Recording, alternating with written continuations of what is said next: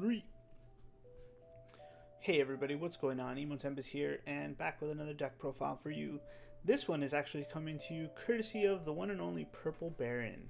If you guys don't know, Purple Baron and I have been playing this card game for a long time together, and we love to bounce ideas off of him, but I can't say enough how enthralled I am with this deck that he created and he took to our locals, and he kind of stomped the yard with us. Before I go any further, yes, I did get full credit to share this with you, so thank you, the Baron, for letting me put this up here for everyone. Let's consider this more of a community spotlight, if you guys will, from one of our very own here in South Florida. This is called the number one dad, because it is a Final Fantasy X Jecht deck, and the main concept is going to be revolving around the Final Fantasy Opus 14 hero Jecht. If you're not familiar with this card, let me read it to you. When Jecht enters the field, choose a forward. If one or more forwards were attacking this turn, return the chosen forward to its owner's hand. If 3 or more forwards were attacking this turn, break a chosen forward and draw a card instead. And then Jecht block is a special. For 1 copy of Jecht, choose any number of summons, auto abilities, action abilities, or special abilities. Cancel their effects. So what does that mean? In other card games, we like to call this an Omni Negate, or some kind of solemn judgment, solemn warning, whatever you guys want to say. Pretty much you can stop anything in the game, right? So what's the best way to use that? And we've seen something like this more recently in make its way through the rounds, is with the new Yuffie as well. People are playing like 6-7 copies of Yuffie so they can do the newest Yuffies, like Doom of the Living S ability, which is an amazing card, by the way, but we're not here to talk about that one. And so that's kind of where I believe this concept, this deck came from, right? If people can do that, why can't we play a deck with 9 Jets in it? And so this is the one, and like I said, it's been a lot of fun to play. I've been using it in the main deck series and all around, up and down our locals too, so it's been fun.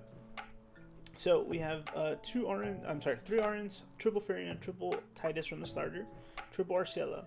The Firion and the Arcella are big components to this deck because of their insane amount of value that they can provide.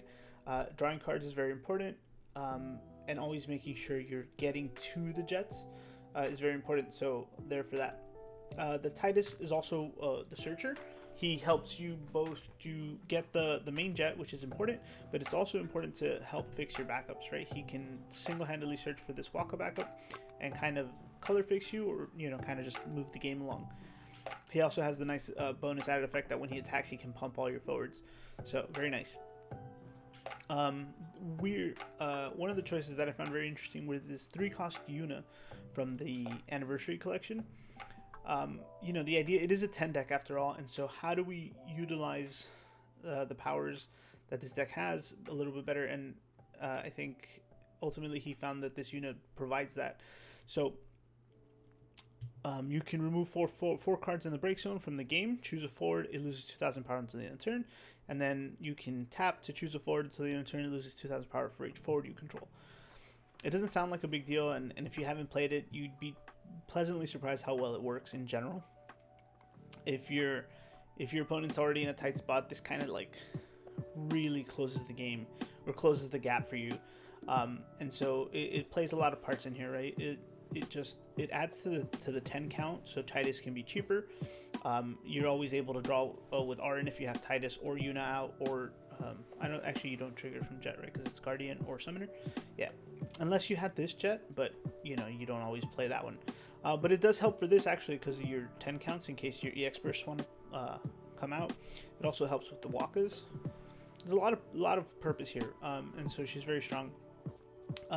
The 9 copies of Jecht, again, you do prioritize this one. It's not unheard of for you to play the fire one so you can kill something hopefully, and then sack and search for the Titus if you're actually that, like, for some reason you haven't seen a Virion or an Arcella or any ways of drawing and stuff like that. But they're all very good in the regards. You can, in whatever situation, ideally, again, you're using the hero to Jecht block everything, or multiple things, to kind of prevent your opponent from setting up. But in worst case scenarios, you can play the other one, this one, and then as well, like have him as a beat stick or even deal 8,000 damage. They all kind of play a purpose, and they all kind of have purpose, right? That you can kind of alternate. Summons are pretty straightforward. Brynhilder for like a little bit of early aggro control. Deal with your pesky, 5k forwards. Amaterasu is pretty much a staple in any fire deck, so not a big deal. The one of Sildra is to, kind of get you the piece you're missing at whatever, junction in the game. Leviathans for a little bit of recursion, a little bit of EX burst action. The Princess Sarah, the backup line is, we'll start from the back. So your 4 costs are going to be Selfie and Sarah. Triple EX burst here to kind of get you back.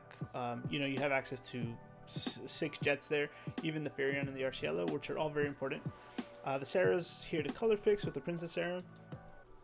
I would usually say go water if you have the other backup, but that's just me. But ideally you want to have 2 colors right away. So Waka, again, we talked about. The Kamiya is here just kind of to deal with all the other reduction that's out there. Mono water is very relevant. It also helps protect, like picking off some of your other jets if you're able to recur them and stuff. The one of Joseph is to get your Firion. Again, Firion provides a lot of value, so being able to search him is very important. Same thing with the Eiko. Helps you get your Yuna. Just, again, you want on-curve backups that kind of search and net you value. And then Moody, again, same reason, kind of help control the board with whatever you need here. With whatever you need with one of these, because it has to be fire. And then the 2 drops are going to be the Artemisian, Meath, and Lulu. The Lulu fits the 10 count, as well as being able to color fix with Waka, if you're able to reveal it. The Meath is like, get whichever forward you need right away. It's another good way to get Titus out early on. And then Artemisian kind of fixes you, right? Let's say you're early to mid game where you're kind of have too many jets and you don't need them right away. You can play Artemisian for 2, throw, these jets back in for hopefully draw EX burst later, and then get to one of your other pieces faster. There's a lot of synergy. The synergies in this deck have been one of the best I've seen in a while from a 10 deck. I don't think a lot of people talk about the 10 deck anymore, but it's very underrated, I think. But Andy plays it very, very superbly. But yeah, that's the list, guys. If you do decide to try this out, make sure to give your shout outs to the Purple Baron and let him know you love his deck. And for anything else coming from South Florida, I will do my best to bring it to you. I do like the idea of doing more community spotlights of some of the creativity that we have brewing down here, and I think you guys would appreciate it too, a little more insight to the lines and some of the stuff we invent out here. So make sure to check out the other deck profiles that have just come out. And if there's a deck profile you want from a certain someone that you might know at our locals, make sure to leave that in the comments below. I will get something spicy for you. So that's the list. Hope you guys enjoyed it, and I'll see you guys next time.